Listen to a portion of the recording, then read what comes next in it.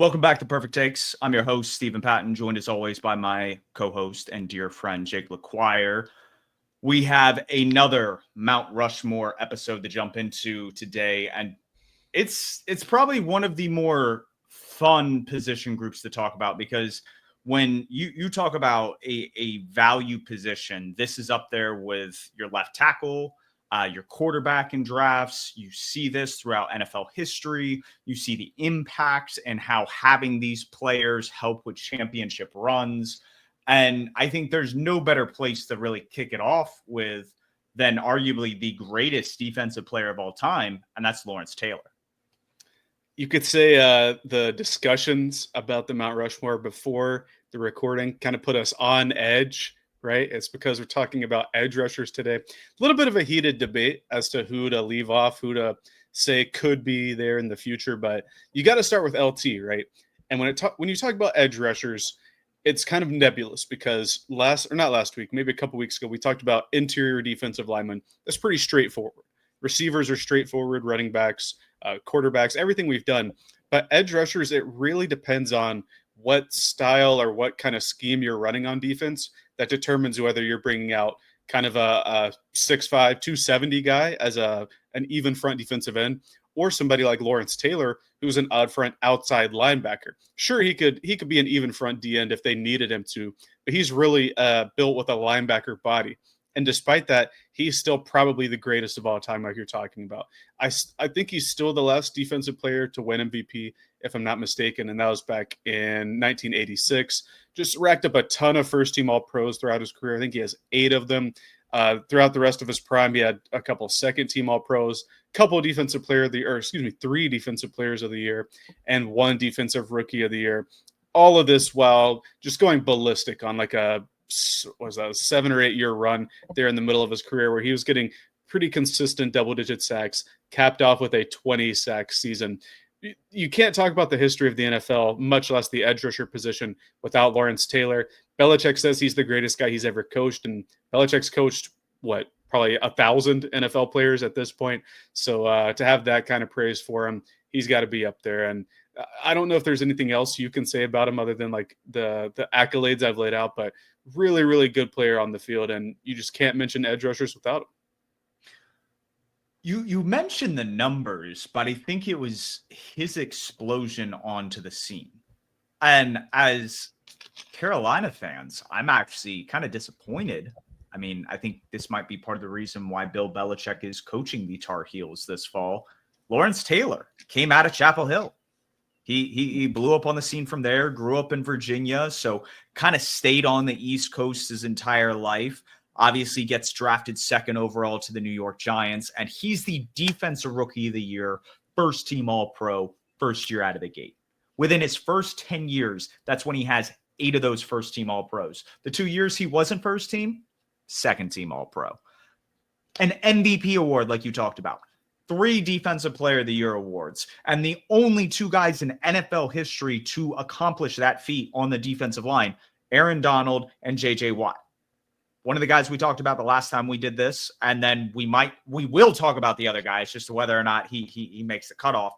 But that's just the level of greatness we witnessed from Lawrence Taylor. And you brought up Bill Belichick, and I think it's very interesting when we talk about him because he's arguably coached the greatest player on defense, offense, and special teams. So you think about it, Lawrence Taylor with the Giants, they win 2 Super Bowls. He's the defensive coordinator. Lawrence Taylor is obviously the engine behind how that unit ran and operated. I mean, again, 2 Super Bowl rings, like that's impressive.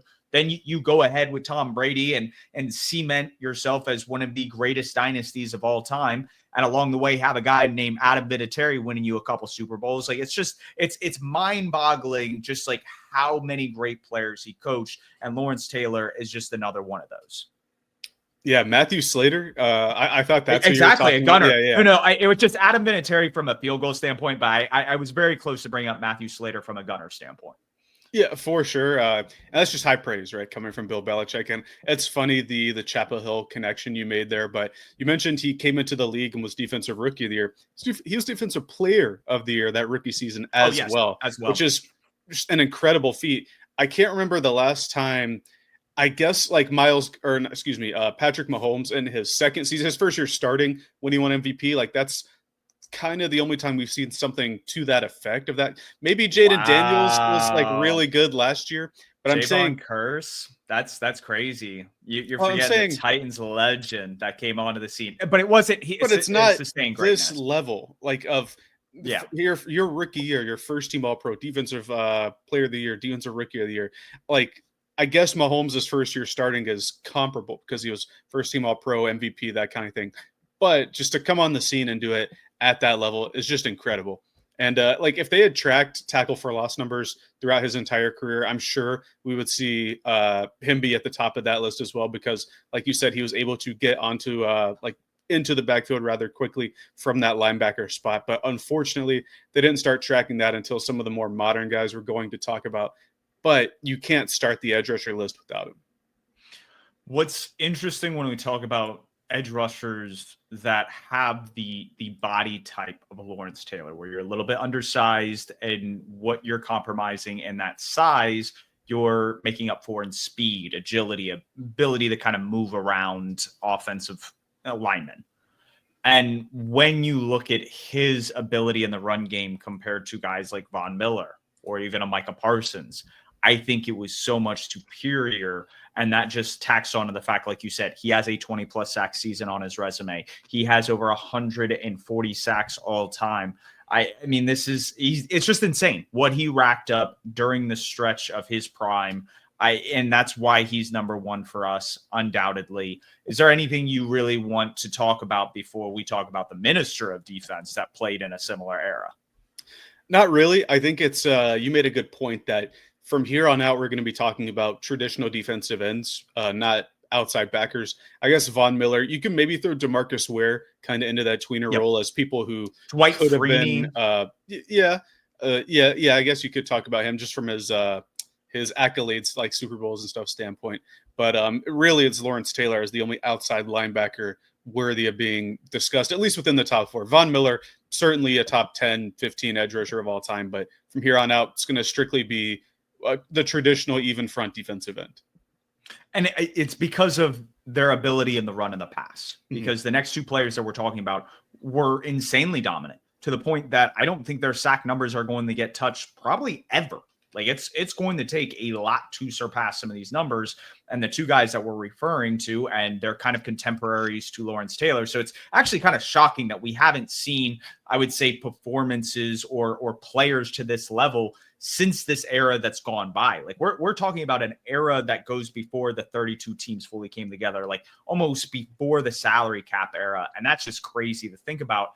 But it's Reggie White and it's Bruce Smith. And Reggie White with the Philadelphia Eagles, I mean, this guy was beloved by a city. Just a dude that could completely wreck a game. I mean, his arm hook, the way he would just throw offensive tackles like ragdolls. I mean, there are videos and clips of like Chris Carter just trying to get in between him and the quarterback, and Reggie White's throwing Chris Carter at the quarterback. Like he's using him as an object. Like you guys have seen the clips of Aaron Donald holding helmets like clubs, like beating people up in training camp. Like Reggie White was taking full-on human beings and doing like that. It was insane what he did in his prowess in the pass of the run game. He racked up almost 200 sacks, 198 to be exact, 2 first-team All-Pros, 8 first-team All-Pros, 9 straight 10-plus sack seasons to start his career. I mean, that's like some Mike Evan numbers in terms of like 1,000-yard seasons. Like he's doing that from a sack standpoint. So just gaudy numbers, start the finish. And then he did end his career in Carolina. Similar to Kevin Green, obviously Julius Peppers started here, Jared Allen. But a lot of these guys that racked up some of the most sacks in history ended their career here in the Carolinas. So you're saying Myles Garrett will eventually end here. Maybe TJ Watt will end up here toward the end of his career. If Trey Hendrickson puts up, I think TJ Watt. Yeah, if Hendrickson puts up like 5 more seasons of 17 and a half sacks, maybe he ends up in Carolina to end it. But the Reggie White thing was funny, right? Because he retired, then unretired to come here. Still had a decent season in his age 39 season, 5.5 sacks. But like you're saying, to start his career, what was it, 10 straight, 10 sack seasons. He had a 21 and an 18 back-to-back. Those are years where he was first team All-Pro 8 times, Defensive Player of the Year twice, and one of those was his penultimate season, the season before he retired the first time, which is crazy to think about. Age 37, your first team All-Pro, your Defensive Player of the Year, 16 sacks, and doing it for the Eagles, the Packers, and then eventually the Panthers. Just one of the best to ever do it. Probably had the best in the best how do I say, like, toolbox for edge rushers in that era, because we're talking about Taylor, we're talking about him, and then we'll talk about Bruce Smith in a second. But I think Reggie White had maybe the ability from a technique standpoint and the raw power at his size. He was almost 300 pounds coming off the edge and dominating people. You were talking about, how is he doing this to Chris Carter? It's because he was 290 pounds in his prime. That's how he's lifting up humans and throwing them to the side. But I think when you're talking about the edge rusher spot, those 3 guys that we've mentioned, like you said, all playing within the same era, really. White and Bruce Smith both starting in 85. Those are the 3 guys you have to mention. And I'm glad we honed in on Reggie White as the guy who finished his year in Carolina, because I think out of the Rushmore guys that we're talking about, he's the only one. He is the only guy. A lot of the honorable mentions, they have their ties there, but you're right. These legends played in an era really before the Panthers franchise kind of came into existence. Obviously, Bruce Smith retired in the 2000s, but again, I think that plays an aspect there. Going into talking about Bruce Smith, he is the sack leader of all time. So he is like the Emmitt Smith, the Jerry Rice of his position, where he has that record and he will probably forever hold it. What's interesting is he retired after Reggie White, so I'm sure Reggie White got that number, and then that was a big sticking point of I want to pass that before hanging it up. For him, again, 8 first-team All-Pros, 2 Defensive Player of the Year awards for him. Unlike the 2 guys we just talked about, Lawrence Taylor won 2 Super Bowls. Reggie White won a Super Bowl. Fortunately, that's what's missing from Bruce Smith's accolades. Is he went rings. to a handful of them. He went to 4 Super Bowls, but he has 0 rings to speak of it. So unfortunately, that's the only knock. But where I talked about that at the top of the show, and some of the honorable mentions we're going to talk about have been the Super Bowls and have been key parts of teams getting the Super Bowl. So this position group is still very, very instrumental for a team building towards getting a Super Bowl ring. So next guy, I think if we're ready to move past Bruce Smith, what's interesting, actually, before we move on past Bruce, I'll say this and then whatever you got to add on. He had something very similar to what Brad Hoover and Luke Kuechly had in Bank of America Stadium. And for anybody as a kid growing up, and you're either watching on TV or you're in the stands and you hear Hoover or Luke, the first time you might hear it almost sounds like a boo. And you're going, I just witnessed something great on the field. What's going on? Well, Bruce Smith was similar to like that. He was the first overall pick in 1985, was a big reason why the Bills were in those 4 straight Super Bowls. And whenever he made a big play, he would get the Bruce chant.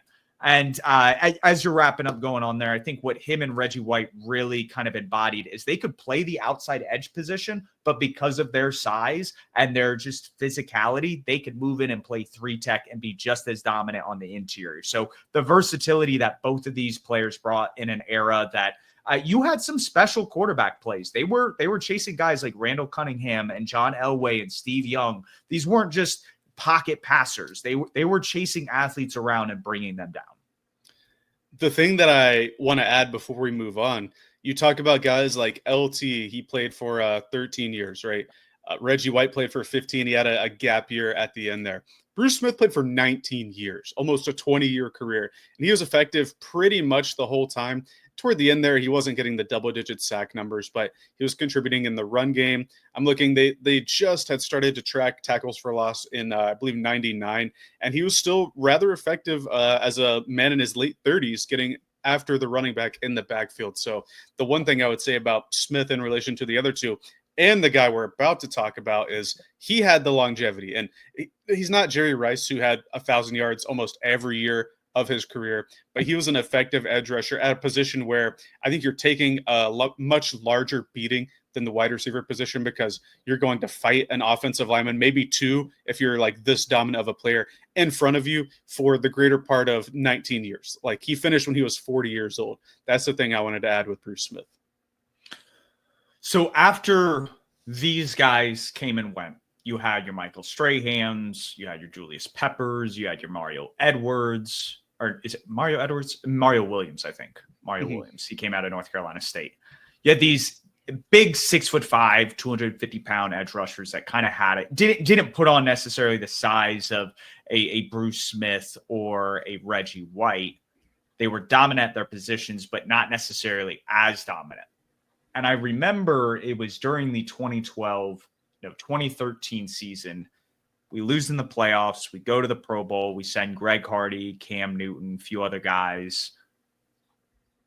I'm watching Greg Hardy, who had racked up 15 sacks, aggressive off the line of scrimmage, was one of the better players at the time at the position before everything went down. J.J. Watt on the other side. And I get it's the Pro Bowl. You probably have guys not going full speed. But the explosion he came off the line, and I believe that was year 2 for him, was insane. And this is a guy that racked up 3 Defensive Player of the Year awards in a 4-year span. In 2 of those years, he went for 20-plus sacks. Every guy that we've talked about up to this point only did it once at most. So he went over that plateau twice. He's a guy that racked up over his career 195 tackles for losses. Obviously, the sack number, everybody else we've talked about is closer to that 150. Obviously, the last 2 guys we talked about are close to the 200. He's still at 114 sacks. Like, these aren't bum numbers. What derails it is he has back injuries. But again, going back to that Pro Bowl, watching him there, watching him during the regular season, he took over games. Like, he straight up, like, his nickname's JJ Swatt. He would pluck balls straight out of the air, take him to the end zone. And then on goal line situations, he's coming in as a tight end because he's as big as Rob Gronkowski. Like, he can box out and you just throw it up to him. And I think he deserved an MVP in this modern era, which is shocking. I was not as impressed with Aaron Rodgers, I believe his 2014 season, when JJ Watt is quite literally winning games against Andrew Luck and the Colts because he is just willing his team to victory. Like, it's just stuff like that you don't see anymore. And I thought he was as close to a Reggie White or Bruce Smith in this era that we're probably ever going to see. We might see somebody of that nature and force, but I think outside of Micah Parsons being like a second coming of Lawrence Taylor, we're not going to see a guy that's just this dominant at that size. Yeah, I would agree with you. It's unfortunate, right, that the injuries cut his career short because that prime that he had, and even after the 2 years of being pretty badly injured with the back, and I think he had thigh stuff as well. He comes back that next year in 2018, first team All-Pro again. The year that he plays the full season was second. It was 16 sacks. Like, he was a very solid player. I don't recall who won comeback player of the year that season. But he was second. I'm trying to scroll down on Pro Football Reference to see who it was. It was Andrew Luck. Okay, that makes sense. But still second in comeback player of the year that year. Gets traded to Arizona to end his career, and he did play a full 16-game season at the end of his career. But I think with all the stuff, I had to call it quits. Just injury-wise, it was a rough go for him after that first 5 years. But like you're saying, in that years 2 through 5, incredible player. Only Luke Kuechly prevented him from going defensive player of the year 4 times in a row. And I'm thankful that he did because I think Luke is one of the best to ever do it. But certainly JJ Watt was a machine wreaking havoc in the backfield. And for me, it's not the sack stuff. It's like you mentioned, the tackles for loss numbers. It's unfortunate that we don't have the full career data for those guys in the past. But even if we did have it, I doubt that they're approaching the numbers that J.J. Watt had in that span. Let me read some off for you. 39 tackles for loss. That's about 2.5 per game in the 16-game era. Insane, right? Then 22. And they're equivalent to down sacks. year. I mean, it may only be a yard or 2 loss, but like, it's the same premise that you're losing a down and you're losing yardage. Like, it is just as equivalent, like a sack, in terms of like a detriment to the offense moving backwards.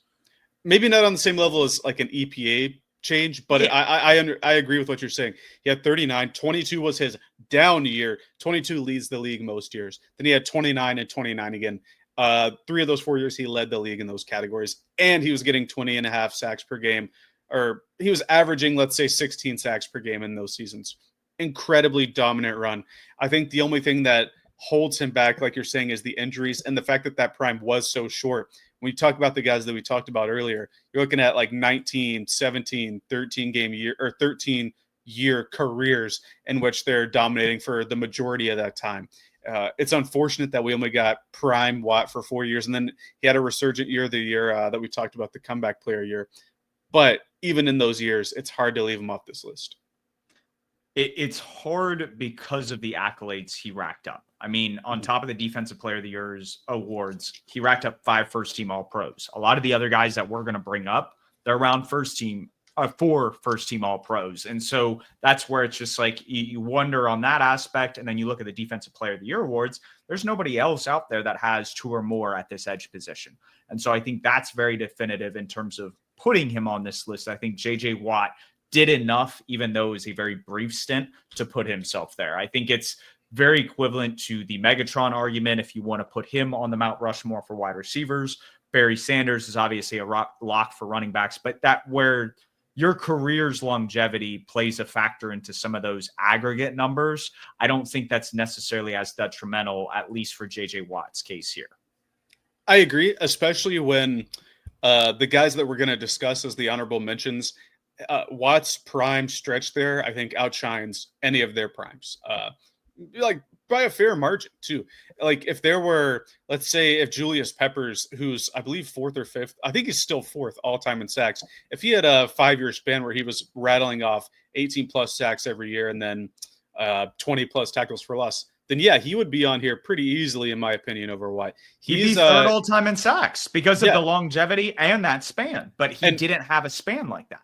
The unique thing about Peppers, and it's why I initially put him 4th before we talked about it, he did it as a defensive end and as an outside backer. He's the only one that we're going to talk about today that when he went to, it was Chicago initially, right, from Carolina, he had like a full position switch. He lost like 20 pounds and was a stand-up linebacker in Chicago. Then when he went to Green Bay, did a little bit of both. And then coming back to Carolina, we had the even front at the time before Tepper bought the team. He went back to being a hand-in-the-dirt defensive end and was still effective late into his career. He's the only guy that we're talking about today that's been able to do it like that at both levels. What was interesting, I think it was like last summer, I went back and watched the Panthers 2003 Super Bowl. And what was interesting is the commentators were discussing how they were going to try to run at Julius Peppers because he was, I think, in year 2 at that point, had just been drafted the year before. And while he was uber athletic, scary guy to kind of deal with in the pass game, you could get bodies on him and move him in the run game. And so I think that was kind of the issue a little bit early on in his career where he couldn't rack up some of the tackle for loss numbers that we talked about with J.J. Watt.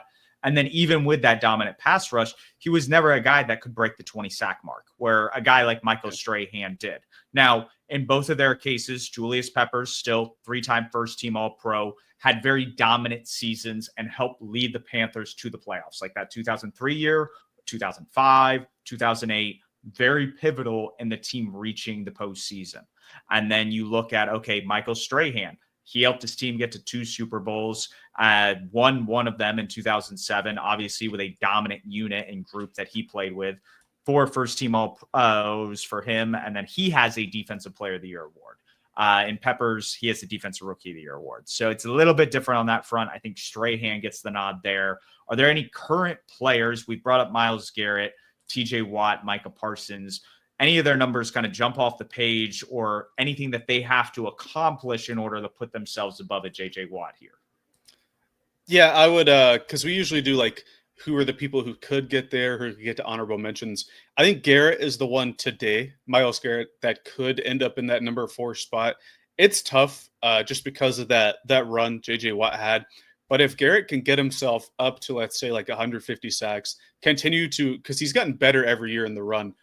If you look at his tackles for loss number, they're pretty steadily increasing as his career goes. And he hasn't dealt with any super major injuries as of late. I know when he started his career, he had the suspension his first year, and then I think he had a back in year 2 or 3. But since then, been relatively healthy. And for my money, he's been the best edge rusher defensive end in the league the last half decade. I know people point to TJ Watt because he has the more, or he's been in contention for more defensive players of the year. He has a little bit more sacks, I think a few more tackles for loss, but I just think Myles Garrett is far more dominant, and he's been on a much worse team, to be quite frank. I think if the Mason Graham pick pays off for the Browns this year, we can see Garrett in more favorable positions and allow him to be a one-on-one attacker, the Swiss Army knife across the line that Jim Schwartz has used him in the past couple of years. But I think he's been dealt the worst hand out of all the guys that have a chance to get on there. I know J.J. Watt was dealt kind of a rough hand as well. I mean, They had a couple playoff runs with him in Houston, but it's not like that team was super loaded with talent. The one thing I will say, though, is he had Jadeveon Clowney opposite him for a good span of that. So he had help, just not help from the offensive side, really. Like I don't think he was ever put in position to go after it down after down. Well, where he got kind of hung up is that, like, by the time they figured it out on the offensive side, and you get Deshaun Watson and DeAndre Hopkins, you get some of that going, and like you said, you have Clowney and Whitney Merciless on a rotation on the opposite side of you or over top of you, depending on how you want to stack that odd front. But it was intriguing because it was like that's when he started dealing with injuries, so he wasn't healthy. And so it's just like all that dominance, it came when you had no offense. And then it's like when you need that presence on defense, like when they built that lead in Kansas City, if that's the prime JJ Watt during that 4-year span that we've been discussing, like maybe that alters the tide. Maybe they aren't able to get back in the game because he's just able to wreck the game, kind of like what we saw with Von Miller in the Super Bowl against the Panthers, that he just could take over. And that completely changes the narrative about a team. You don't know if they're that team that's able to find a way and they go on a magical run and they win a Super Bowl. So it all plays out different ways. And we can sit here and hypothesize what could play out. But at the end of the day, Myles Garrett, TJ Watt, they both have 4 first-team All-Pros. They both have Defensive Player of the Year awards. Myles Garrett just became the highest-paid player. TJ Watt wants to break what he's making. They're both entering their 30s. And so it's one of those things like, okay, you probably need to rack up like 2 more first-team All-Pros, obviously past JJ Watt on that front. And you probably need another Defensive Player of the Year award.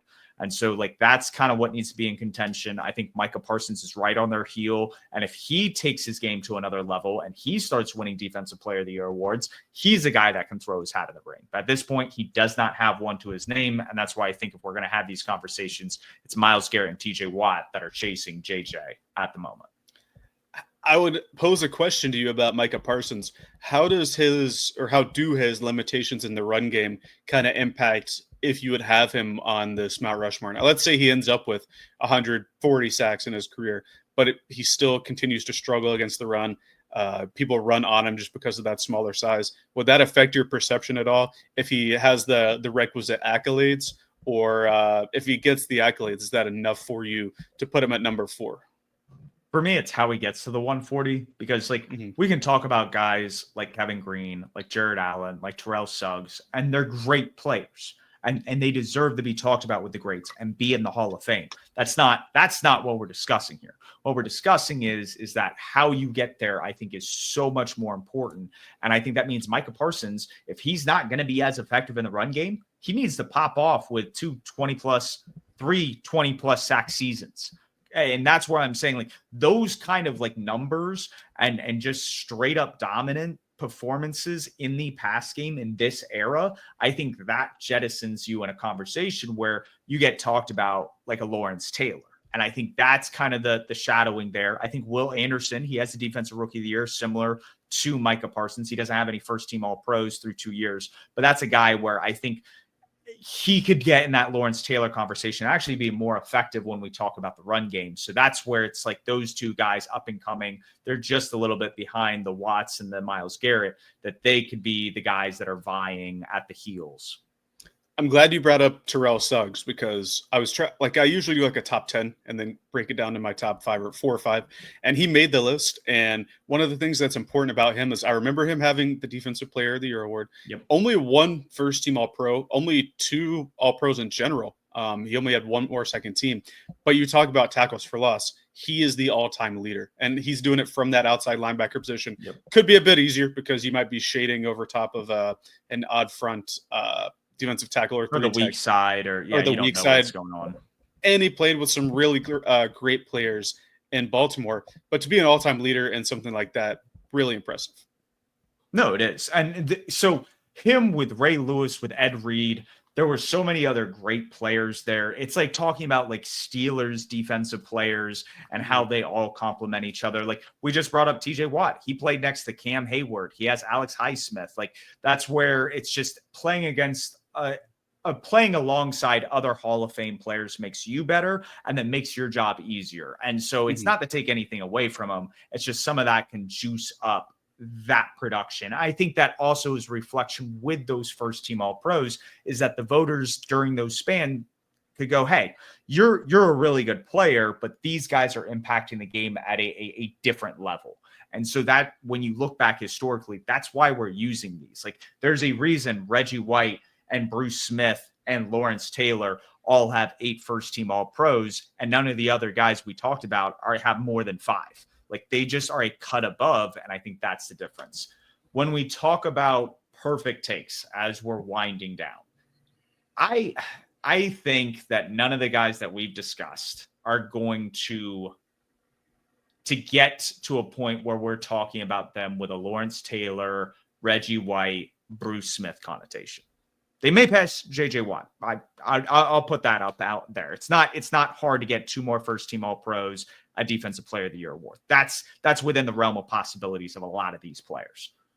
My hesitation is I don't think they have the ability to wreck the game that we've seen quite yet. And I miss that. I miss that as an NFL fan. I didn't get to watch that growing up. I watched a lot more dominance at like the wide receiver quarterback position. And don't get me wrong, I love that era of football. But just to have a difference maker like that, it's been a minute. It's been a minute. I hear you. I think that I'm going to look in the more near future, not the far future, I guess, or the distant future. You mentioned a guy that's really young that isn't we didn't really talk about him much, but you mentioned his name in passing. I think Will Anderson will be a first-team All-Pro this year. I'm not going to say he's going to be on the Mount Rushmore because that's far in the future. I thought you were going to get there, and I was like, Lawrence Taylor already had a Defensive Player of the Year at this point. At this point, so, well, I mean, he had it faster than anybody Yeah. at this point in his career. I just don't think they're ever going to give a rookie blank Player of the Year ever again. But I think he'll get one either this year or next year. We'll say this year for Take's sake. And he'll rack up enough first-team All-Pros throughout his career to at least be in the discussion to challenge a J.J. Watt. This is a guy that I watched at Alabama. I thought he was the best defensive player since Myles Garrett from a draft perspective. I think he has the goods to get Defensive Player of the Year pretty soon. So I'll say this year. And 15-plus sacks, I'll say. Yeah, I mean, it's the year 3 breakout. He's already been a very effective player, but I think it's just him taking a step from being like a Pro Bowl caliber player to, oh, you're top 2, top 3 at your position kind of player. And I think that jump is coming. A lot of the other guys we've talked about, they're approaching 30. So it's like you got to get a little bit more savvy, use your veteran experience because you don't have the pop and explosion. Will Anderson is probably going to be one of the more athletic players at his position because of his youth and age. So I think that about does it for us. All of you listeners, enjoy your holiday weekend, depending on if you listen to it on the 4th after the holiday weekend. Stay safe, stay cool, stay hydrated. Don't need any reckless or too much reckless activities without adult supervision. So keep that in mind. Any other closing thoughts before we get out of here? We'll have something next week, probably 1 or 2 more Mount Rushmores to go. Then we'll get into division breakdown. So we'll figure it out for whatever's coming next week. We'll maybe trash some Burrow stands if we have time. Who knows? I don't think I'll be doing that. I am a Joe Burrow defender ever since he won me a fantasy football championship. But until we get to that point, you can find us on Twitter, YouTube, Spotify, Apple Podcasts, wherever you get your content. Stay safe. Like Steve said, enjoy the 4th and leave your mark this weekend.